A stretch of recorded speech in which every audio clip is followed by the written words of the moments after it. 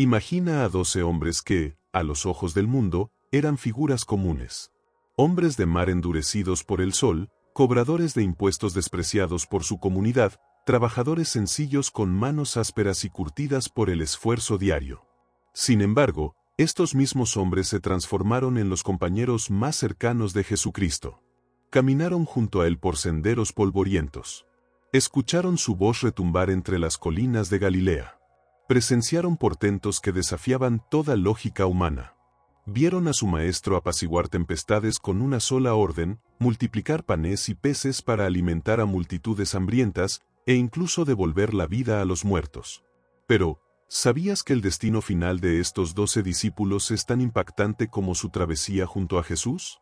Desde muertes violentas difíciles de imaginar, hasta desapariciones enigmáticas que han desconcertado a los historiadores por siglos, las historias del ocaso de los apóstoles son testimonio vivo de una fe firme y de un valor que sobrepasa lo humano. Antes de adentrarnos en las trayectorias particulares de cada apóstol, es esencial comprender la magnitud de la misión que les fue confiada. Imagina el momento: Jesús, habiendo resucitado, se reúne con sus discípulos en la cima de una montaña en Galilea. El ambiente está cargado de expectativa. Los seguidores, aún atónitos por los recientes acontecimientos, la crucifixión, la resurrección, apenas pueden creer lo que ven, contemplando al Maestro vivo y lleno de gloria. Es en ese instante decisivo que Jesús les encomienda una tarea que transformaría el curso de la historia. Vayan, pues, y hagan discípulos en todas las naciones, bautizándolos en el nombre del Padre, del Hijo y del Espíritu Santo, enseñándoles a obedecer todo lo que les he mandado. Y recuerden, yo estaré con ustedes todos los días, hasta el fin del mundo. Mateo 28, 19-20. A partir de ese momento, enfrentarían una persecución constante, sufrimientos que escapan a la comprensión, para muchos, una muerte violenta. Todo ello en nombre de un mensaje que confrontaba las estructuras religiosas, culturales y políticas de su época. La Gran Comisión no era simplemente una misión, era una condena de muerte. Pero, para ellos, representaba un llamado ineludible, una verdad por la cual estaban dispuestos a entregarlo todo. El primer apóstol cuyo destino extraordinario exploraremos es Simón Pedro. Aquel pescador impetuoso que, según Jesús, sería la base sobre la que se levantaría su iglesia. Mateo 16-18. Algunos estudiosos interpretan que la roca se refiere al mismo Jesús como fundamento de la iglesia, con Pedro y los demás apóstoles como pilares fundamentales. Pedro, conocido tanto por su fervor leal como por haber negado a Cristo momentáneamente, vivió tras la resurrección una serie de eventos que bien podrían formar parte de una superproducción cinematográfica. Imagina a Pedro, aquel que negó conocer a Jesús, ahora predicando con valentía en las calles de Jerusalén, encarando a las mismas autoridades que sentenciaron a su maestro. En Hechos 2, se relata cómo, lleno del Espíritu Santo, dio un discurso tan poderoso que 3.000 personas se convirtieron ese mismo día. Pedro fue protagonista de milagros asombrosos, como la sanación de un hombre inválido desde su nacimiento, Hechos 3, e incluso la resurrección de una mujer llamada Tabita, Hechos 9. Pero su final es tan impresionante como su vida. De acuerdo con fuentes antiguas como Tertuliano y Orígenes, Pedro fue ejecutado en Roma durante el gobierno del emperador Nerón, entre los años 64 y 67 después de Cristo. Sin embargo, hay un detalle en su historia que resulta especialmente conmovedor. Se dice que, al considerarse indigno de morir de la misma forma que su Señor, pidió ser crucificado con la cabeza hacia abajo. Imagina el escenario: un Pedro ya anciano, con la llama de la fe aún ardiendo en su mirada, enfrentando a sus ejecutores con una entereza que dejó asombrados incluso a los soldados romanos. Su última petición no fue por compasión, sino por un sufrimiento mayor, motivado únicamente por su amor a Cristo. La crucifixión invertida de Pedro no es simplemente un dato oscuro de la historia eclesiástica, representa un testimonio contundente de la transformación total que experimentó este hombre. Recordemos quién era: un pescador tosco de Galilea, impulsivo, y en ocasiones, temeroso. Aquel que, en una noche de incertidumbre, negó a Jesús 3 veces. Y ahora, décadas después, vemos a un Pedro completamente renovado. ¿Qué cambió? La respuesta está en el poder del mensaje del Evangelio y en la realidad de la resurrección. Pedro no entregó su vida por una idea o una doctrina abstracta, sino por alguien a quien vio morir y volver a la vida. Su elección de una crucifixión boca abajo se convierte en un símbolo profundo de humildad y entrega total. Al pedir esa forma de ejecución, Pedro estaba proclamando: «No soy digno ni siquiera de morir del mismo modo que mi Señor». Este acto final de humildad muestra con claridad el trayecto de transformación de Pedro, de un hombre impulsivo a un guía espiritual dispuesto a entregarse por su fe de la forma más dolorosa imaginable. El contraste entre su antigua negación y su martirio es un claro testimonio del poder redentor del Evangelio. La historia de Pedro nos interpela: ¿hasta qué punto estamos dispuestos a llegar por nuestras convicciones? ¿Qué clase de transformación puede producirse en nuestras vidas si, como Pedro, nos entregamos por completo? Pasemos ahora a Juan, conocido como el discípulo amado, célebre por su cercanía especial con Jesús. Juan es una figura singular entre los apóstoles, ya que se cree que fue el único que no padeció una muerte violenta. Mientras sus compañeros enfrentaron martirios en tierras lejanas, Juan vivió hasta una edad avanzada, posiblemente llegando al cierre del primer siglo. Imagina a Juan, aquel joven pescador que alguna vez recostó su cabeza en el pecho de Jesús durante la última cena, convertido ahora en un anciano venerable. Sus ojos aún reflejan la luz de aquellos días inolvidables con el Maestro. Durante su prolongada vida, Juan no permaneció inactivo. Escribió no solo el Evangelio que lleva su nombre, sino también 3 cartas y el libro del Apocalipsis, una visión profética que continúa impactando e inspirando a generaciones. La tradición señala que Juan pasó sus últimos años en Éfeso, una ciudad clave del cristianismo naciente. Allí habría sido un pilar de sabiduría y dirección para la joven iglesia, enfrentando enseñanzas erróneas y ayudando a los creyentes a profundizar en el significado del mensaje de Jesús. Lo que vuelve fascinante la historia de Juan es el contraste entre su longevidad y la muerte prematura de sus compañeros. Su extensa vida le permitió influir poderosamente en la comunidad cristiana, dejando un legado que quizá no habría sido posible si hubiera sido martirizado. Imagina a Juan, ya en su vejez, dictando las revelaciones del Apocalipsis a un escriba impactado, en la isla rocosa de Patmos. Allí estaba exiliado, como lo indica Apocalipsis 1:9, por causa de la palabra de Dios y el testimonio de Jesús. Desde ese lugar hostil, recibió visiones tan impactantes que aún hoy alimentan nuestra imaginación. Aunque sus ojos se debilitaban con la edad, era capaz de mirar más allá del tiempo, contemplando el trono celestial y el destino final del universo. Aquel exilio en Patmos no fue un retiro tranquilo, sino una prueba exigente. Las condiciones eran duras, el trabajo pesado, y Juan, ya anciano, seguramente sufrió en gran medida. Sin embargo, fue en ese entorno adverso que escribió una de las obras más influyentes del cristianismo. El Apocalipsis, con su mensaje de juicio y esperanza, ha dado forma al pensamiento cristiano durante 2 milenios. Así, aunque Juan no enfrentó la espada ni la cruz como sus compañeros, sí padeció dificultades por causa de su fe. Su longevidad es un recordatorio vívido de que Dios tiene planes particulares para cada uno de sus siervos. Algunos, como Pedro y Pablo, son llamados a dar un testimonio breve pero ardiente que culmina en martirio. Otros, como Juan, están destinados a una vida prolongada de servicio fiel, enfrentando pruebas distintas pero igual de significativas. La vida de Juan nos invita a reflexionar sobre cómo podemos dar testimonio de nuestra fe no solo en momentos de crisis, sino también a lo largo de toda nuestra existencia. Ahora enfoquemos nuestra atención en Santiago, hermano de Juan e hijo de Zebedeo. Santiago ostenta el sombrío título de ser el primero de los 12 apóstoles en morir como mártir. Según Hechos 12, mandó matar a espada a Santiago, hermano de Juan. Este suceso tuvo lugar hacia el año 44 después de Cristo, durante el gobierno de Herodes Agripa, nieto de Herodes el Grande. Imagina el panorama: Jerusalén se halla convulsionada. La iglesia naciente crece rápidamente, desafiando las estructuras religiosas y políticas establecidas. Herodes Agripa, deseoso de congraciarse con los líderes judíos y afianzar su autoridad, decide atacar a los cabecillas del nuevo movimiento. Santiago, conocido por su valentía y pasión, se convierte en un blanco prioritario. Quizás fue su predicación ferviente lo que atrajo la atención de las autoridades, o tal vez su prominencia como uno de los hijos del trueno, como Jesús llamó una vez a él y a su hermano. Sea cual sea la razón, Santiago es arrestado y pronto sentenciado a muerte. La ejecución fue rápida y sin contemplaciones. La espada cayó, y el primero de los apóstoles entregó su vida en las calles de Jerusalén.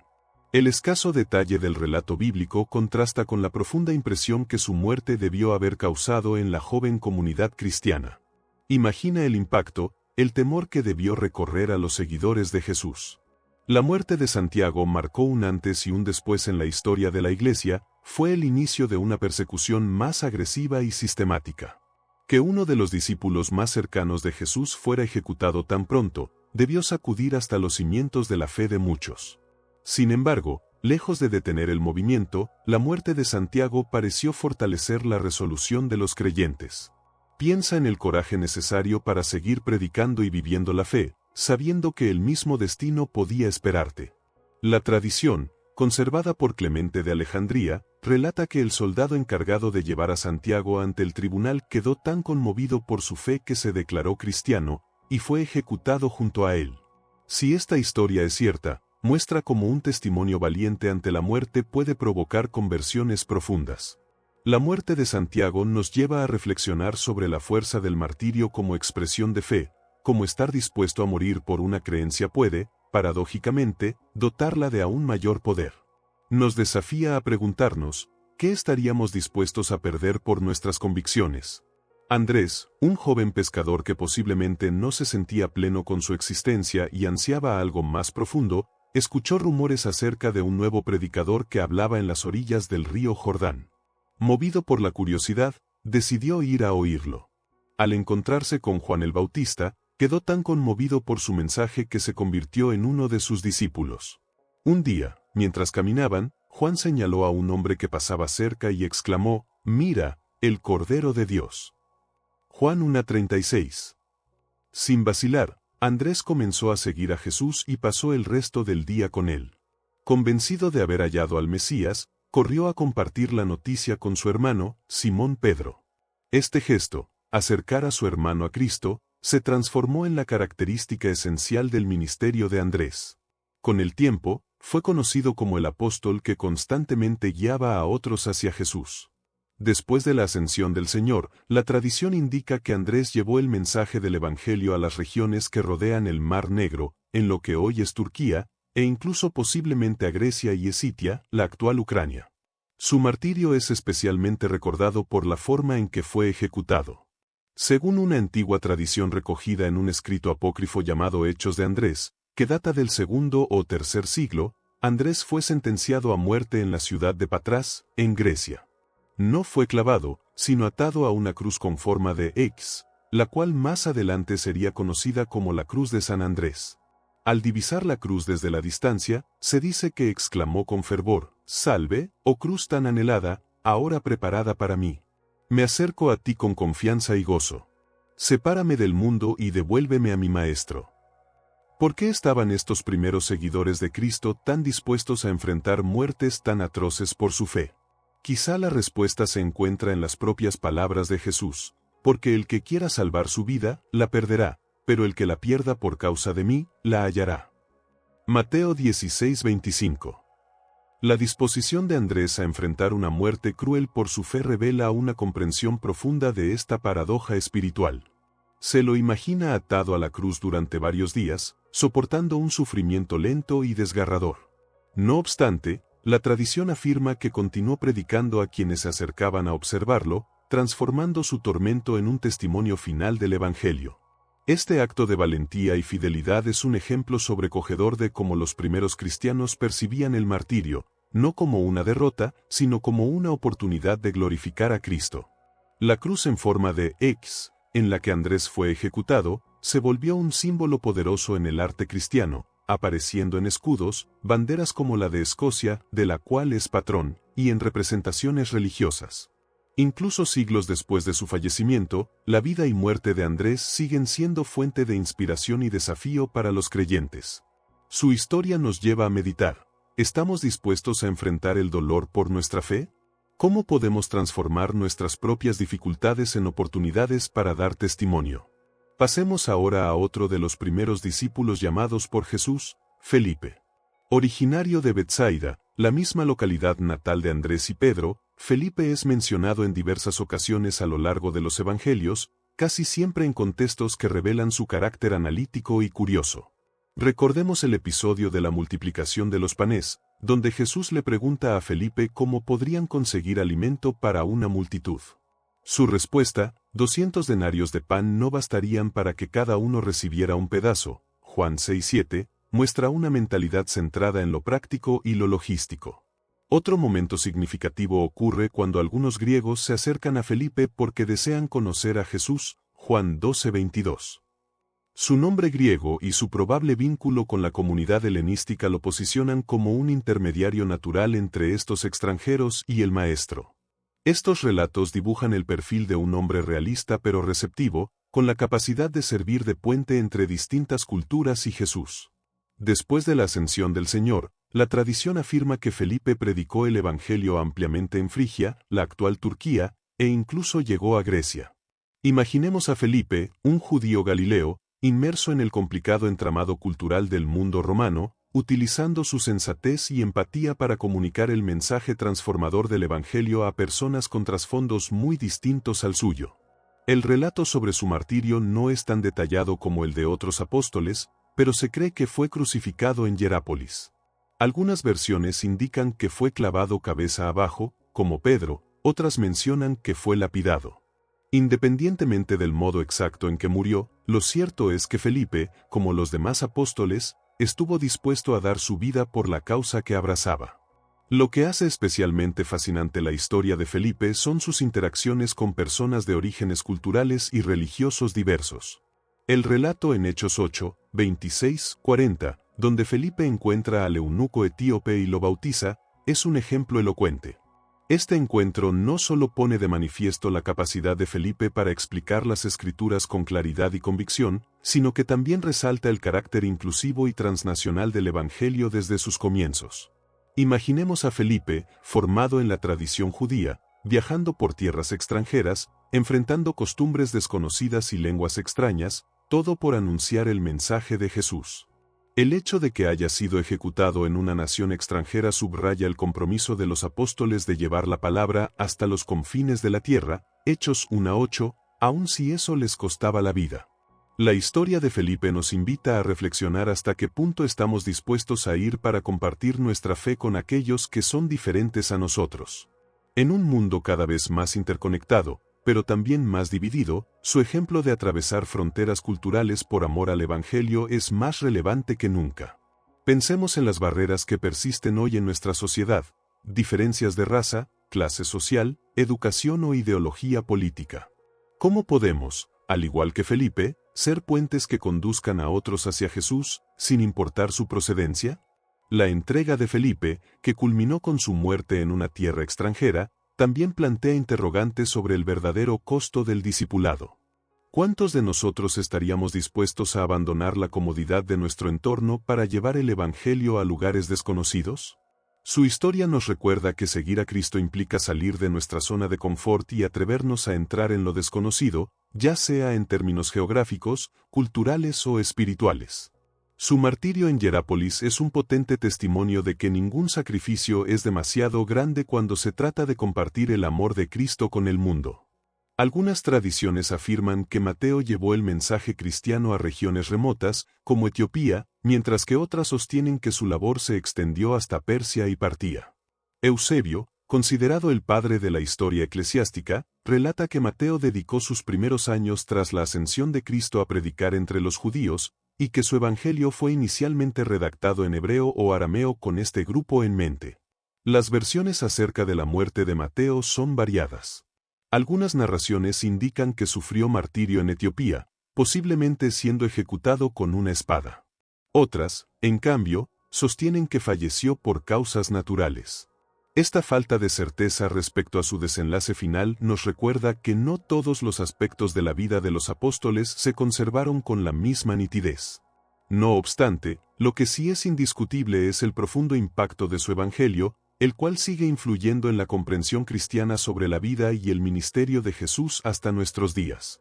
La historia de Mateo se vuelve particularmente cautivadora por la transformación que experimentó, de ser un recaudador de impuestos, una ocupación despreciada por los judíos de la época, a convertirse en apóstol y autor de un evangelio. Imagínalo sentado en su puesto de cobros, acostumbrado a la desaprobación y al rechazo de sus paisanos. Entonces, en un instante que cambió su existencia para siempre, Jesús le hace un llamado. Pero eso no fue todo. Jesús acudió a su hogar para compartir una comida, rodeado de otros recaudadores y personas mal vistas por la sociedad. Este acto causó indignación entre los fariseos, quienes cuestionaron a los discípulos: ¿por qué vuestro maestro se sienta a la mesa con publicanos y pecadores? Mateo 9:11. La respuesta de Jesús fue reveladora: no necesitan médico los sanos, sino los enfermos. No he venido a llamar a justos, sino a los pecadores. Mateo 9:12-13. Este momento no solo revela el carácter inclusivo y revolucionario del ministerio de Jesús, sino que también marca la pauta del futuro papel de Mateo. Aquel que fue marginado se convierte en un canal a través del cual Dios alcanza a otros igualmente rechazados. La vida de Mateo representa un poderoso testimonio de cómo Cristo puede redimir y transformar vidas, sin importar el pasado. El hecho de que haya escrito su evangelio pensando en un público judío demuestra cómo Dios puede aprovechar nuestras vivencias previas, incluso aquellas de las que nos avergonzamos, para su gloria. El evangelio de Mateo, con su énfasis en el cumplimiento de las antiguas profecías, actúa como un lazo entre el judaísmo y el cristianismo emergente. Su conocimiento de las escrituras hebreas, unido a su experiencia directa con Jesús, lo convirtió en la persona ideal para esta tarea. La falta de información concluyente sobre cómo terminó su vida nos recuerda que el valor de una existencia no se define únicamente por su final, sino por el legado que deja. Ya sea que Mateo haya muerto como mártir en Etiopía o haya expirado pacíficamente tras años de servicio fiel, su evangelio sigue conmoviendo y transformando almas incluso 2000 años después. Tomás, comúnmente conocido como el incrédulo por su renuencia inicial a aceptar la resurrección, posee una historia posterior a la Pascua que resulta tan fascinante como poco conocida. Recuerda aquella escena: los demás discípulos le afirman haber visto al Señor resucitado, pero él responde: si no veo la marca de los clavos en sus manos, y no introduzco mi dedo en ellas y mi mano en su costado, no creeré. Juan 20:25. Una semana más tarde, Jesús aparece nuevamente, esta vez con Tomás presente.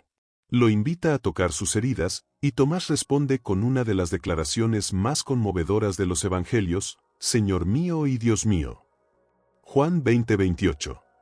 Este episodio muestra mucho sobre la naturaleza de Tomás. No era un escéptico por esencia, sino alguien que anhelaba una certeza tangible. Su duda no nacía de incredulidad, sino de un profundo deseo de ver para creer. Y cuando se enfrentó a la prueba, su respuesta fue inmediata y total.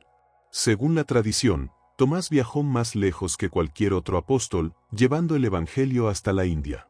Imagina a este pescador de Galilea surcando las aguas del Océano Índico, enfrentando tempestades, piratas y territorios desconocidos, todo por compartir el mensaje de Cristo en una tierra lejana y completamente distinta a la suya. La tradición india, especialmente fuerte en el estado de Kerala, sostiene que Tomás llegó a las costas de Malabar en el año 52 después de Cristo. Se le atribuye la fundación de 7 comunidades cristianas y la conversión de familias brahmanes de alto rango, así como de otros habitantes.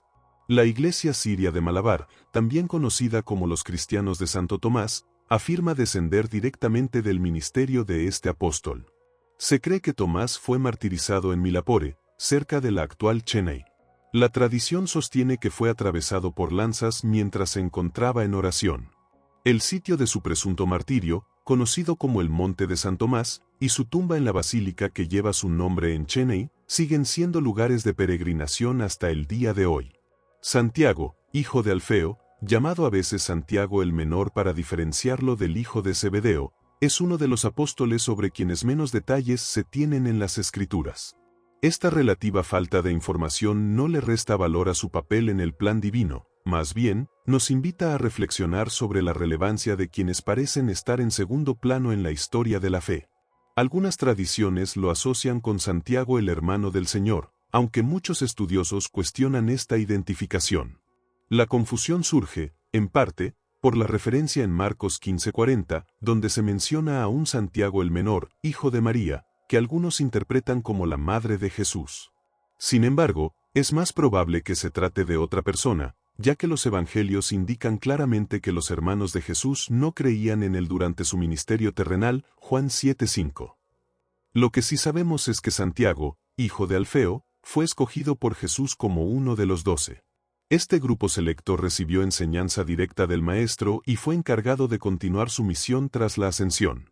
Imagínalo como un hombre quizás reservado, observando cada gesto y palabra de Jesús, absorbiendo sus enseñanzas y siendo transformado por su presencia. Tras la ascensión, se cree que predicó en Siria y Persia. Algunas fuentes sugieren que colaboró con Simón el Celote, llevando el Evangelio a territorios donde el nombre de Jesús aún era desconocido. El recorrido de Santiago desde su hogar en Galilea hasta tierras lejanas como Persia debió estar lleno de peligros y obstáculos.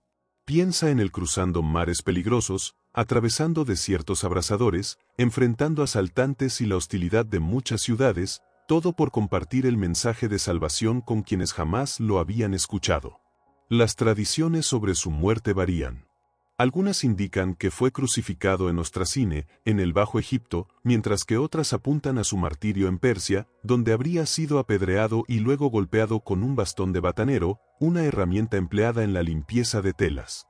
Más allá de los detalles específicos, el denominador común es que, al igual que sus compañeros, Santiago enfrentó la muerte con valentía por su fe.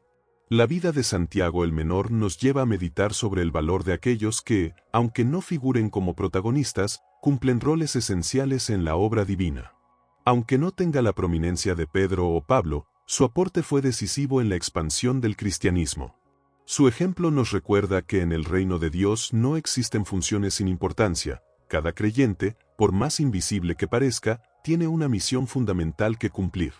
Pensemos en todas las vidas que Santiago seguramente tocó durante sus recorridos misioneros. Personas cuyos nombres no conocemos, pero cuyas conversiones fueron tan valiosas ante Dios como las de cualquier figura conocida. Su posible martirio en Siria, Persia o Egipto también resalta la dimensión universal de la labor apostólica y el precio personal que muchos estuvieron dispuestos a pagar por proclamar las buenas nuevas de Cristo. Simón el Celote es recordado con admiración por su fidelidad firme y entrega total a la causa cristiana. Desde que fue llamado por Jesús, manifestó un entusiasmo inigualable, distinguiéndose por su pasión y compromiso. Simón pertenecía a un grupo llamado los Celotes, fervientes defensores de la fe judía y de su libertad. Este grupo era conocido por su resistencia activa contra el dominio romano, y ese espíritu combativo encontró una nueva dirección en el mensaje de Jesús. Cuando Jesús eligió a Simón como uno de los 12, él no solo aceptó el llamado, sino que se consagró completamente a la tarea de anunciar el Evangelio. Tras la ascensión del Señor, Simón continuó su misión, viajando a tierras lejanas y enfrentando enormes desafíos. Se aventuró hasta Persia, lo que hoy sería Irán, donde su mensaje encontró una recepción hostil. La propuesta de amor y redención que él proclamaba contrastaba fuertemente con las creencias locales, generando fuertes oposiciones. En medio de una cultura que veía el cristianismo como una amenaza, Simón experimentó grandes dificultades. A pesar de ello, jamás cedió. Su valentía para predicar el mensaje de Cristo superaba cualquier temor a la persecución o al dolor. Durante su ministerio en Persia, Simón se unió a Judas Tadeo, otro apóstol que también dedicaba su vida a difundir la fe. Juntos formaron una dupla poderosa, compartiendo pruebas y enfrentando adversidades unidos en su propósito misionero. Judas Tadeo, valiente y dedicado, complementaba la energía de Simón con su propio fervor espiritual. La colaboración entre ambos apóstoles se transformó en un ejemplo de solidaridad en tiempos extremadamente difíciles. Las autoridades locales, alarmadas por el aumento de seguidores de su mensaje, decidieron tomar medidas severas para detenerlos. La predicación de Simón y Judas Tadeo era percibida como una amenaza directa al orden social establecido. La persecución que enfrentaron fue brutal. Ambos fueron arrestados y sometidos a torturas inimaginables. Sin embargo, no renunciaron a su fe. Su fortaleza espiritual era evidente, y su resistencia se convirtió en una fuente de inspiración para los primeros cristianos. El martirio de Simón y Judas Tadeo fue un acto de crueldad extrema. Ambos fueron serruchados por la mitad, un método de ejecución particularmente salvaje que reflejaba el odio y el temor que sus enseñanzas provocaban en los poderes opresores. Sin embargo, incluso ante la muerte, Simón y Judas Tadeo no claudicaron en su fe. Sus palabras finales fueron cantos de alabanza a Dios, y sus acciones, hasta el último aliento, revelaron un valor que escapa a la comprensión humana. Judas Tadeo, también llamado Lebeo, es una figura que genera profunda admiración por su valentía inquebrantable y su fe sólida. Desde que fue convocado para formar parte del grupo de los 12 apóstoles, Judas Tadeo mostró una entrega excepcional a la causa de Jesús. Su camino como mensajero del Evangelio lo condujo a regiones lejanas y riesgosas, donde se enfrentó a desafíos inimaginables con una tenacidad que solo puede calificarse de extraordinaria. Judas Tadeo inició su misión en Mesopotamia, una tierra con una herencia cultural e histórica vasta, pero también caracterizada por complejas realidades religiosas y sociales. Mesopotamia, ubicada entre los ríos Tigris y Éufrates, era un núcleo de civilización antigua en el que convergían múltiples creencias. Llevar el mensaje de Cristo a esa región exigía no solo coraje, sino también una capacidad especial para dialogar y establecer vínculos con personas de trasfondos diversos. Judas Tadeo asumió esta misión con una pasión que impresionaba a todos los que lo conocían.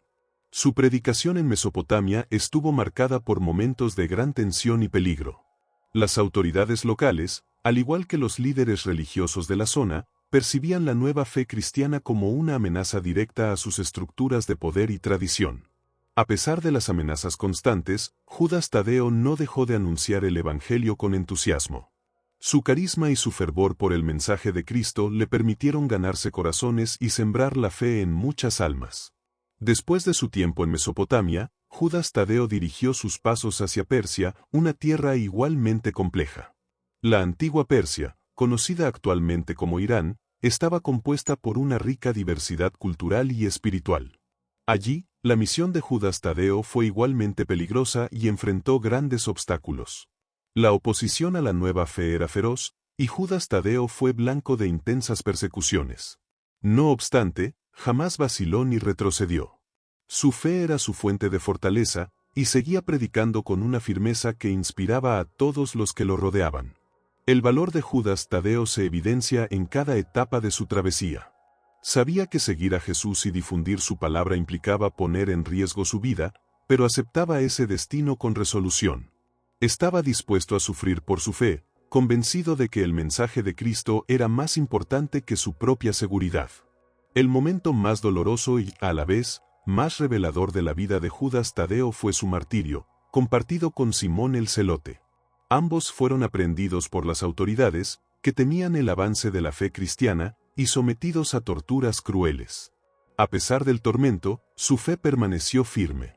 El hecho de que Judas Tadeo fuera cerrado por la mitad es una muestra del sufrimiento extremo que enfrentaron los primeros cristianos y del temple espiritual que poseían.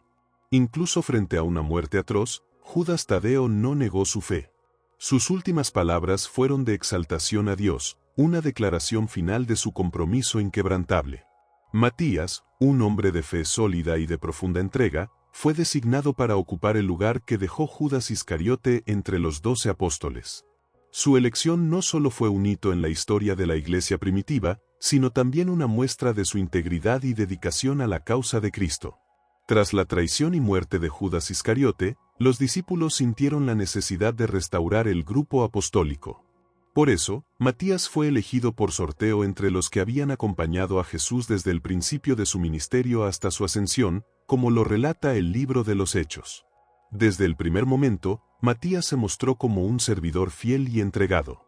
Su incorporación al círculo íntimo de los apóstoles vino acompañada de una honda sensación de responsabilidad y una firme determinación de continuar con la misión de Jesús.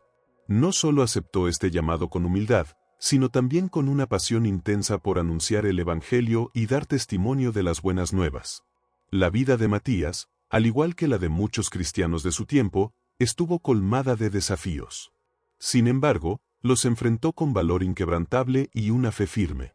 Matías comenzó su servicio en Judea, donde halló tanto aceptación como rechazo. Recorrió pueblos y ciudades transmitiendo un mensaje de esperanza y salvación por medio de Cristo. Judea, como núcleo de la tradición judía, era un entorno donde las costumbres religiosas estaban profundamente arraigadas.